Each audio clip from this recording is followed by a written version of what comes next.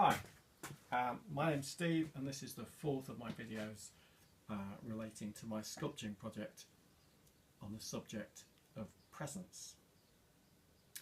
So I've been doing some roughing out since last time I did a video, essentially using mallets and chisels, which is much more relaxing than using electric cutting devices, I must say, because I don't have to wear a visor and I don't have to wear ear protectors, and the whole thing is much more relaxed. It also enables me to engage with the material in a much better way as I'm working with it, because there's a direct relationship between what I feel in my hands and my arms as I chisel and what comes off the material. I wanted to do this video because although I'm only part way through the process of roughing out, because I want to just bring to your attention one or two of the differences between plan and reality that can tend to happen in these kind of projects. So in my last video I'd shown you this maquette that I'd made, and I had by that point roughed out this section such that it's slightly on the diagonal to the plane of the original block of wood which came down there. So I did that. I went away and I had my lunch. I came back and I realised that I had made a mistake, in the sense that in my maquette, you can see there, the line, the diagonal line is going in that direction, and in my piece of wood it's going in that direction. And you might think, oh well, that's okay, just turn it around, but actually if you turn this around, the diagonal is still going through 180 degrees, it's still going through the same direction, it's still going in that direction. So I thought about that a bit and decided that the simplest thing to do was to make another maquette, so that I was still working from something, rather than try and force this to somehow fit with that, which it wouldn't now. And I think one of the effects of doing that is that I probably, without realising it, I probably planned to do this in the natural way for me as a left-hander, and it's maybe that I've reversed that. So we'll see. I mean, that's interesting for me. That was my only thought about it, particularly, really. So I made a second maquette. I'm going to let go of this. It's loose at the moment so that I can move it about. I wouldn't obviously carve with it loose, but that's just so I can move it about for showing to you. So I've made this second maquette, and that's got the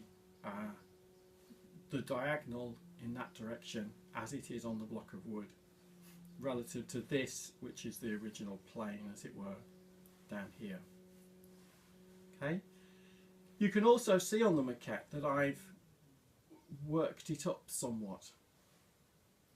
I've done more work on it in order to develop it, take it further on, and that's the process that really I wanted to highlight, because there's a process of working the material and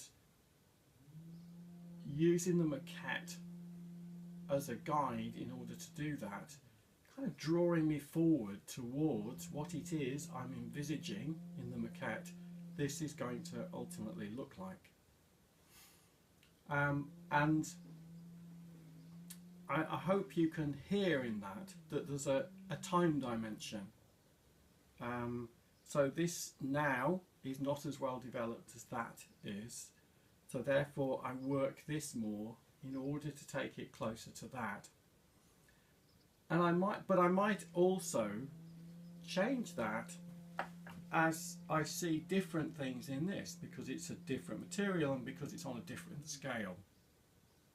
So there's an interaction going on the whole time on a time dimension. Currently, this is further developed than this. This is further on. This is closer to what it is. Let me just take that one step further. Let me cover that up. Now let's you and I imagine that what's there is actually precisely a model of the final version of what's going to be here. So this is the present, that is the future. And the reason I'm interested in this and highlighting it is because this is about the focus of my work here is around the area of presence. And it seems to me that when we talk about presence, and I'm particularly thinking about it in the context of supervision, so presence when working with another person, I'm seeking to be fully in the present. But in being fully in the present, I'm also wanting to be open to and allow myself to be touched by and us to be influenced by and to move through backwards and forwards to and from both the past and the future. So there is a time dimension, and I think there's actually a quality of one aspect of the quality of presence is about allowing that time dimension to be present and to influence what's happening now. I'm not sure that I've put that particularly well, but it makes sense to me, and it makes more sense to me in some ways when I'm sculpting, because the sculpting process has such a clear time dimension to it. So in a sense, I realise I'm kind of answering one of the questions that's been posed to me, which is, why am I engaging in sculpting as part of considering the area of presence? So I hope that makes some sense, and I'm going to continue with my roughing out. Thanks.